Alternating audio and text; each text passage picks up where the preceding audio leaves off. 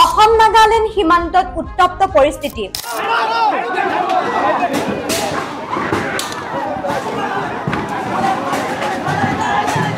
অসমীয়াক নগাৰ প্ৰহাৰ।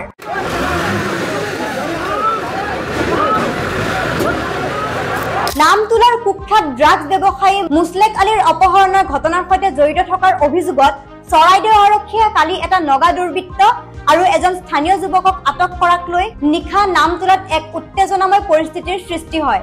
ঘটনাটোৰ প্ৰতিবাদ জনাই নিশা নাগালেণ্ডৰ দিশৰ পৰা অসমলৈ অহা সকলো যান-বাহন সীমান্তত আবদ্ধ কৰি নগা লোকসকলে অসমৰ ব্যৱসায়িক প্ৰতিষ্ঠানসমূহক লক্ষ্য কৰি শিলগুটি দলিয়াই আক্ৰমণ কৰে। জানিব পৰা মতে অসমৰ অটোচালক ৰামু চাহক টিজিটত প্ৰহাৰ কৰিছিল নগা দুৰ্বৃত্তই। মৰাৰ কাৰণে মোক মাৰিলে। মই ক'লো মোক কি কাৰণে মাৰিলি?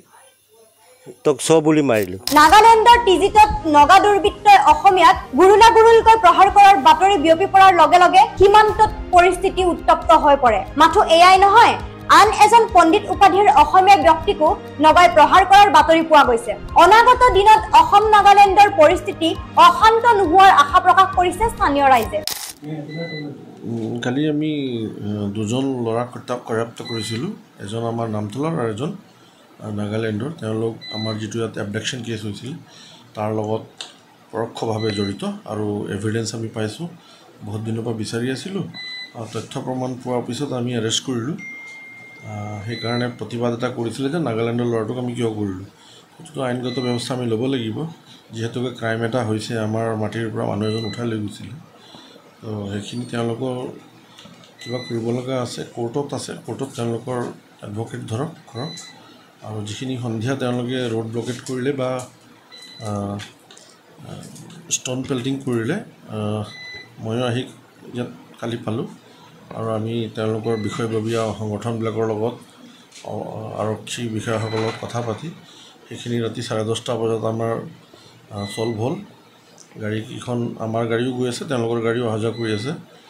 আজি কিবা ঘটনা এটা কাৰোবাক পিটিলে বুলি শুনিলোঁ, কিন্তু আমি কথা পাতি আছোঁ, তেওঁলোকৰ এছ পিৰ লগত কথা পাতিছোঁ যাতে এইখিনি আৰু নহয় আৰু কণ্ট্ৰল হৈছে, চলি থাকিব, নৰ্মেল হ'ব।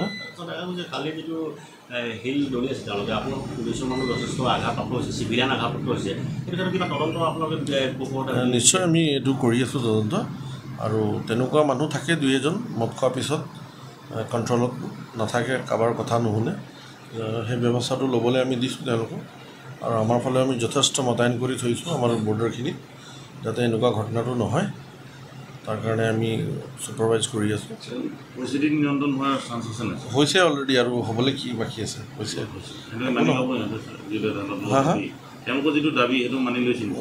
দাবী মানে কি, এইটোতো আইনগত ব্যৱস্থা আমি ল'মেই। মানুহ ক্ৰাইম এটাত জড়িত মানুহ আমি ধৰিমেই, যিয়ে নহওক। সেইটো তেওঁলোকৰ কিবা যদি আছে তেওঁলোকে যুক্তি প্ৰদৰ্শন কৰক কোৰ্টত। আমাৰ কৰিব লগা একো নাই এতিয়া। আমাৰ মতে আমি যিখিনি আমি এভিডেঞ্চ পাইছোঁ, আমি মানুহ ধৰিছোঁ, আমি জেললৈ প্ৰেৰণ কৰিছোঁ। অসম আৰক্ষীয়ে নাগালেণ্ড আৰক্ষীক অৱগত নকৰাকৈ এজন যুৱক আটক কৰাৰ বাবে পৰিস্থিতি উত্তপ্ত হৈ পৰিছিল। চৰাইদেউৰ পৰা মিনহাজ আহমেদৰ ৰিপৰ্ট, নিউজ 1 নৰ্থ ইষ্ট।